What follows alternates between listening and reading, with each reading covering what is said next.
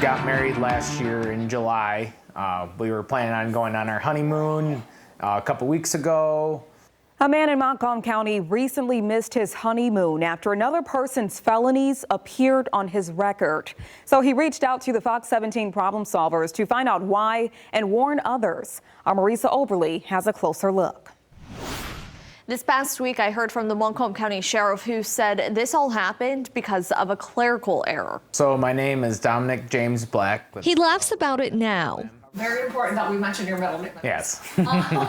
But a mistake left Dominic James Black in a humorless mood this past spring. I was just more in awe at that point. I didn't really, because I mean, they're TSA agents. You can't like argue with them and everything. So you got to stay, I guess, professional the best you can. Just kind of hold it together. The truant husband and father explains in March, he and his wife took their honeymoon. When they finally made it to Cancun, though, the Mexican Customs Agency denied his entry into the country and put him back on a plane. He says agents hinted at an issue on his background check, which led him to run a search when he returned home. And what Dominic found shocked him. A list of arrests for another man on it. Lo and behold, there was items showing up on the record that didn't belong to me. Their first and last names matched, but the middle ones differed. A copy of the record said the person faced charges that ranged from felony sexual assault to obstructing justice. I imagine that's part of the reason why I was not allowed into Mexico, because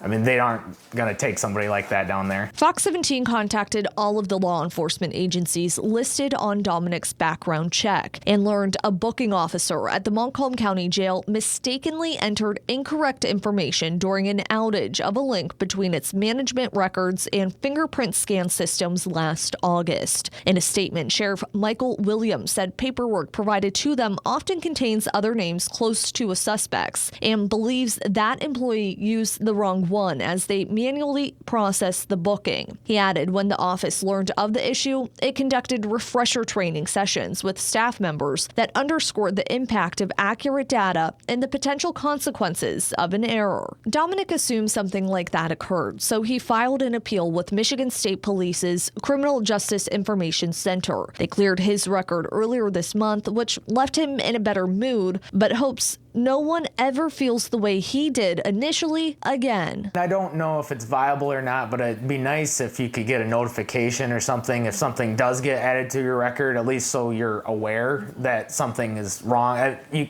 can't fix it if you don't know what happened until something else happens. Now, Sheriff Williams tells me to his knowledge there were no other clerical errors linked to that outage. You can find much more on this story on our website at fox17online.com. Reporting in the studio, Marisa Oberly, Fox 17 News. Now, if this happens to you, Michigan State Police recommend the following steps. First, go to the nearest police station and ask to be fingerprinted on a state applicant fingerprint card for a record challenge. Some fees may apply, but it is free to get fingerprinted at the MSP post. That card should be mailed to the Criminal Justice Information Center with a copy of the background check and a letter that requests the CJIC to verify it does not belong to that person. Now, you can find the address for that department on your screen and on our website at fox17online.com. And remember, if there's ever an issue you need help looking into, you can call the problem solvers at the number on your screen or send an email to problemsolvers@fox17online.com.